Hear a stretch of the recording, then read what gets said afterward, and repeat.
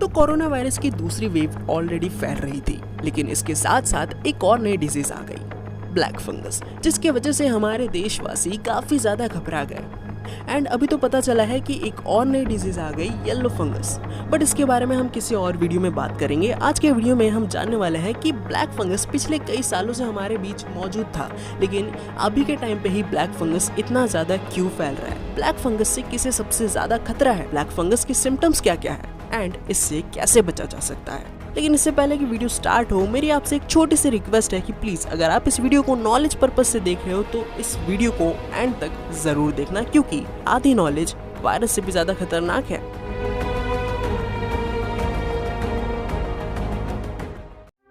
तो black fungus actual में white colour का होता है। जी हाँ, इसका एक्चुअल कलर व्हाइट है, बट जब ये किसी बॉडी को इन्फेक्ट करता है तो उसके स्किन टिश्यूज डेड हो जाते हैं एंड डेड हो जाने के बाद वो ब्लैक कलर में अपीयर हो जाते हैं, जिस वजह से इसे ब्लैक फंगस के नाम से जाना जाता है। एंड ब्लैक फंगस हमेशा से ही हमारे बीच मौजूद था। इनफैक्ट जब आप ये वीडियो देख रहे होंगे तब भी शायद आपके सराउंडिंग्स में ब्लैक फंगस मौजूद हो, बट ये हमारे बॉडी में एंटर नहीं कर सकता बिकॉज ब्लैक फंगस एक अपॉर्चुनिस्टिक डिजीज है, यानी कि एक ऐसी डिजीज जिसे बॉडी में एंटर करने के लिए एक अपॉर्चुनिटी की ज़रूरत पड़ती है।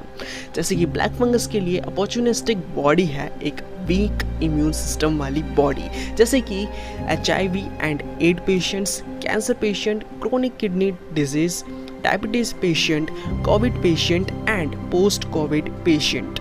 लेकिन इनमें से जो पहले 3 पेशेंट हैं, यानी कि HIV, cancer patient, chronic kidney disease patient, इन्हें सबसे ज़्यादा खतरा है ब्लैक फंगस से, बिकॉज इनके इम्यून सिस्टम बहुत ही ज़्यादा खराब हो चुकी है।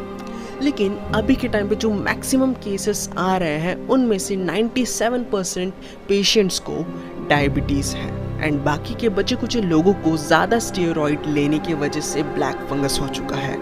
लेकिन चलो, जिन्हें ब्लैक फंगस होना था उन्हें हो गया, बट हम ये कैसे आइडेंटिफाई करें कि हमें ब्लैक फंगस है या नहीं, बिकॉज डॉक्टर्स का कहना है कि ब्लैक फंगस से बचने के सिर्फ 2 तरीके हैं।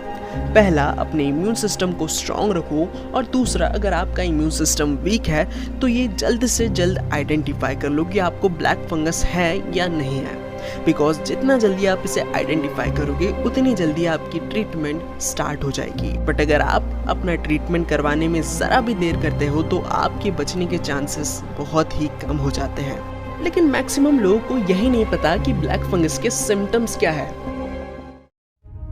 तो अब आते हैं वीडियो के मेन पॉइंट पे कि ब्लैक फंगस के सिम्टम्स क्या है। तो सबसे पहला सिम्टम है यूनिलैटरल हेडेक पोस्ट रिकवरी, यानी कि आपके सर के एक ही हिस्से में आपको बार बार पेन होगा, यानी कि आपके सर के एक हिस्से में दर्द होगा, वो ठीक हो जाएगा, लेकिन दोबारा से उसी जगह पर आपको दर्द होगा, वो दोबारा से ठीक होगा एंड दोबारा से उसी जगह आपको दर्द होगा।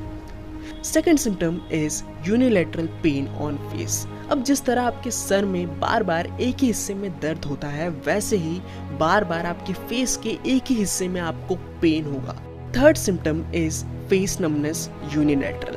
अब नमनेस का मतलब होता है लकवा मार जाना एंड फेस नमनेस यूनिलैटरल का मतलब होता है फेस के किसी एक हिस्से का लकवा मार जाना। फिर आप उस हिस्से में सुई चुभाओ, थप्पड़ मारो या चिमटी काटो, आपको कुछ भी फील नहीं होगा।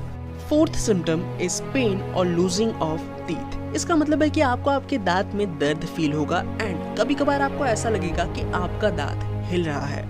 Fifth symptom is stuffy nose and black crusting. इसका मतलब है कि आपको ऐसा फील होगा कि आपके नाक में कुछ फंस चुका है एंड आपके नाक से क्रस्टिंग जैसी चीज बाहर निकलेगी। Sixth symptom is difficulty in breathing. अब आपको धीरे धीरे सांस लेने में दिक्कत होगी। Seventh symptom is blood tinginess nasal discharge, यानी कि आपको ऐसा फील होगा कि आपके नाक में से ब्लड या फिर ब्लड जैसी ब्लैक फ्लूइड बाहर निकल रही है।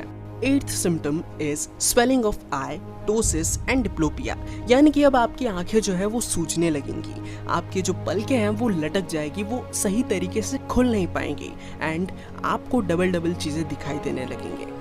Ninth symptom is losing of vision, यानी कि अब धीरे धीरे आपकी नजरें कमजोर होती जाएंगी। 10th symptom is restriction in eye movement, यानी कि आपके आंखें सही तरीके से मूव नहीं कर पाएंगे। And 11th and last symptom is neurological symptoms, यानी कि अब धीरे धीरे ये ब्लैक फंगस आपके ब्रेन तक पहुंच जाएगा, जिसके बाद आपको कंफ्यूजन होने लगेंगी, आपको ब्रेन फॉग होने लगेगा एंड आप सही तरीके से काम नहीं कर पाओगे। तो चलो हमें ये तो पता चल गया कि ब्लैक फंगस के सिम्टम्स क्या क्या है, बट बहुत से लोग क्या करते हैं कि वो लोग कोई भी छोटे से बड़ी बीमारी को ठीक करने के लिए क्लिनिक में जाके अपना चेकअप करवा लेते हैं। अब देखो, मैं ये नहीं कह रहा कि क्लिनिक में अच्छे डॉक्टर्स नहीं होते हैं अच्छे डॉक्टर्स, बट क्लिनिक्स में सही मेडिकल इंस्ट्रूमेंट नहीं होते।